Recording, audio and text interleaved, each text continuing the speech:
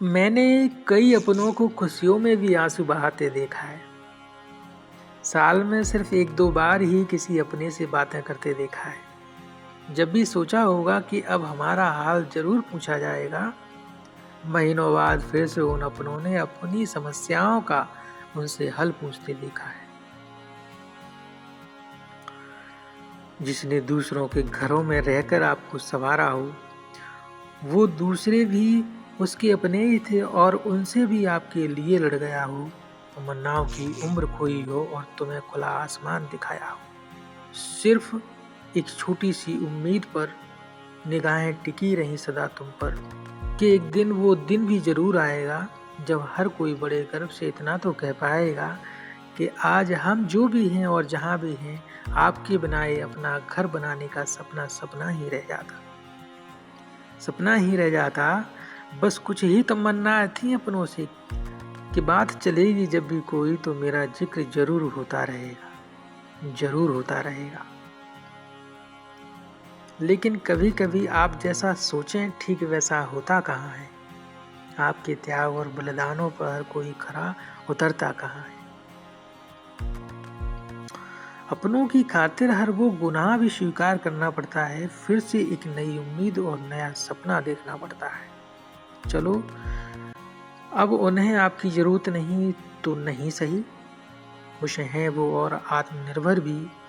आपने कोशिश की, उसका ही परिणाम है ये। मन को है शांत करो और इतने में ही संतोष करो।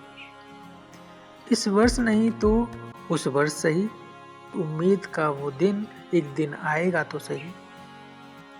सोचो किसी वृक्ष में फल न सही, किंतु उस वृक्ष की छांव ही सही। इसलिए किसी वृक्ष को भी हम काट देते हैं नहीं। मगर यहाँ तो दूर दूर तक किसी छांव की आस नहीं। जैसे खुले मैदान में हो धूप कड़ी, उल्टा चाहे आपके सामने हो अपनों की तलवार खड़ी। समझो कि ये कठिन परीक्षा का समय है। इन कष्टों में भी अपने इरादे कभी बदलते हैं नहीं, क्योंकि बड़े हैं तो वह बड़प्पन दिखाना पड़ता है और बड़े होने का फिर से कोई सकारात्मक मतलब निकालना पड़ता है। हाँ, स्थितियाँ और परिस्थितियाँ जब आपके बस में नहीं होती हैं, तब उन अपनों से किनारा करने में समस्या भी खूब होती है। अब उनसे भी कैसे मिलें और क्या कहें, जिनसे आप उन अपनों के लिए लड़े। उस समय उत्तर कोई मिलता नहीं और आपके प्रश्न सिर्फ प्रश्न ही बनकर रह जाएं, तब उम्मीद की वो किरण आपको हर जगह मिल सकती है। कौन सी किरण? देखिए, जैसे अपनों से अब कोई उम्मीद न कर, और अपनों से नहीं खुद की दम पर ही कुछ कर, क्योंकि उड़ने के लिए आसमान कभी कम पड़ेगा नहीं, और रहने के लिए धरती की गोद है बहुत खाली, और शरीर को चलाने के लिए हवा, जल और अन्य प्राकृतिक साधन कभी कम पड़ेंगे नहीं। प्रेम करने के लिए ईश्वर है और ईश्वरीय रूप प्रकृति है, जो सपने में भी कभी आपसे रूठ सकती है नहीं। जीने का दायरा अब तुम्हें बड़ा करना होगा। घर को देश नहीं बल्कि इस देश को ही घर समझना होगा। मानवता को आधार बनाकर इस संसार के लिए कुछ करना होगा। अब सफलता जब आपको मिले, अब मिले सफलता जब भी कोई, बस ध्यान इसी का रखना है, जिसने मुसीबत में आपको अकेला ना छोड़ा हो, बस शरण उसी की रहना है।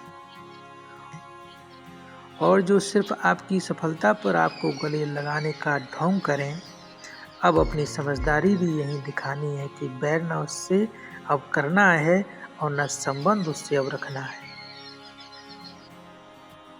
चलते चलते मेरी एक बात और समझ लो, रिश्ता चाहे दूर का हो या खून का हो, ये भी समझ लो, उनमें से सबसे प्यारे रिश्ते भी वही हैं जिन्होंने आपका बचपन पालकर आपका भविष्य संवारा हो। हम सब जानते हैं और भूलते भी नहीं हैं, लेकिन खेद मुझे भी है कि इस तरह कोई भटकता भी नहीं है। कोई एहसास कराने में असमर्थ है और किसी के एहसासों की मौत हो गई है। जय हिंद।